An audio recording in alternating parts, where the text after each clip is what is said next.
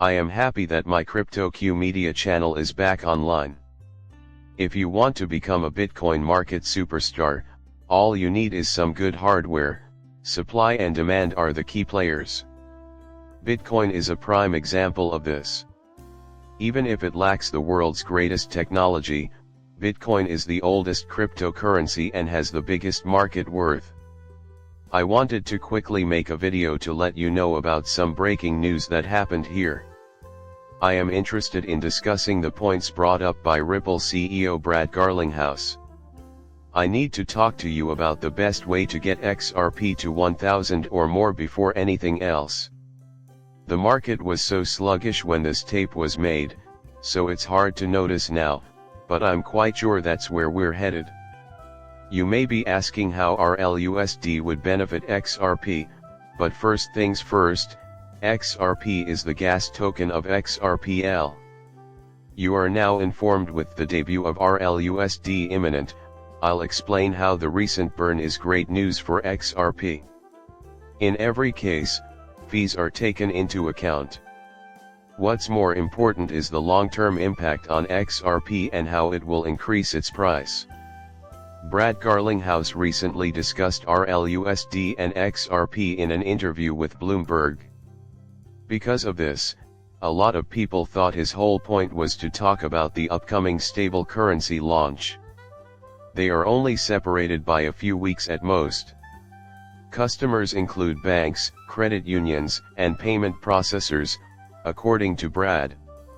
The XRP ledger is something we build and use. We facilitate these transactions to a certain degree with the XRP token. Some people may have trouble telling the two apart. Important to Ripple, our company, our pay, and our customers are banks and other financial institutions. To set the stage, it's important to understand that XRP is the currency that powers the XRPL platform. The thought that has likely crossed many minds is, well, I already know that. Nearly all of you are nodding your heads in agreement with me. To start things off, everyone, remember that Ripple is releasing its stablecoin this year. This applies to both RL and USD. We don't know when it will be at this moment. We hold that view. Getting that done will now take no more than a few weeks. Ripple made a smart move. New York DFS, which is routine custody, also issued them a trust license. This is significant for multiple reasons. We need the approval of the relevant authorities so that we can begin right away.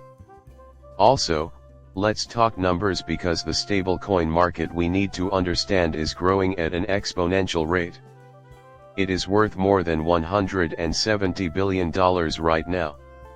They anticipate a $3 to $4 trillion market, and we're about to join it. Experts are currently concentrating on long-term forecasts. Furthermore, Ripple isn't going along with the flow. At the moment, they have a solid foundation thanks to payments. The construction is impeccable. Relationships with banks and other financial organizations put them in a strong position. If we wish to create a splash in the stable market, we must be open and honest. Clear regulations and a need for the product are prerequisites. Need rules here. Ripple has finally seen demand thanks to its relationships with big banks and financial organizations all across the world. Collaborating with prominent Japanese corporations like SBI, they seem to have found a favorable political and legislative environment in Japan, where blockchain technology is being adopted at a faster rate than in the US. Which is why crypto technologies are so revered there. While Ripple has been met with great enthusiasm in Japan, it has encountered a somewhat less receptive reception in the US. Word on the street is that we might have red-eye visibility by the end of the year. It is difficult for me to say. Eventually, will you be able to trust these people? Even though it seems inevitable. On the other hand, the rules in Japan are very clear, and everyone is much friendlier. Considering this, It's worth mentioning that 75% of Ripple's customers are based outside of the US, with 40% of their trade taking place in the Asia-Pacific area. Remember that 95% of their customers are financial institutions including banks and credit unions as well as payment processors that are eagerly awaiting the clarification of legislation. Stablecoin has the potential to win over many of these banks, but the word cryptocurrency typically makes them nervous.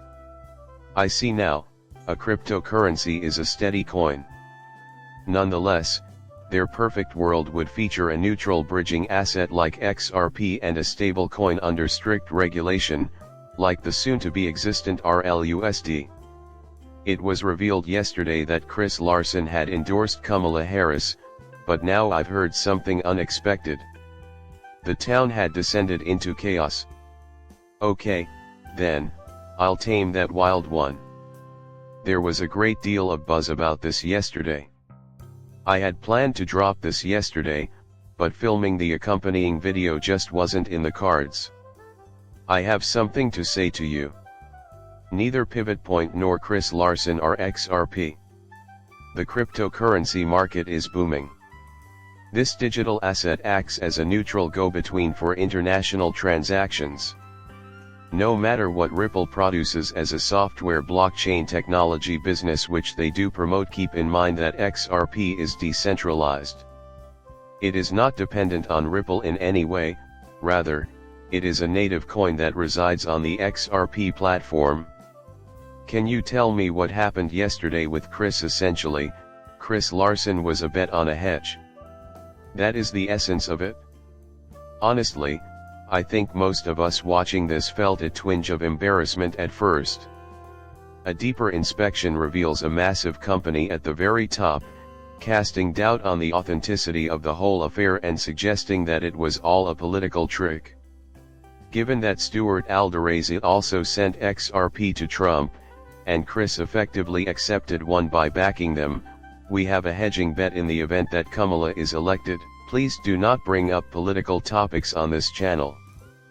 But dealing with politics is something you have to do when you're a big player in a huge, growing market. By declaring their desire to be on the side of the victor, they are urging themselves to move forward in the right way and ultimately succeed. Our primary objectives here are to win and to make money. When we look of XRP as the global bridge asset, I believe it will achieve considerably more success than most people expect. People will always find fault with price movements, but I also see this being a global reserve asset in the future, as I indicated before.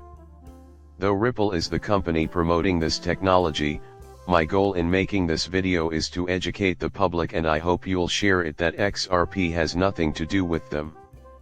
Our coin has demand, which is absent from most other digital currencies. Because there are a great number of financial institutions, hundreds upon hundreds, that are ready to use this technology. Negative things will be said about XRP. Possibly you think this is a form of outmoded technology.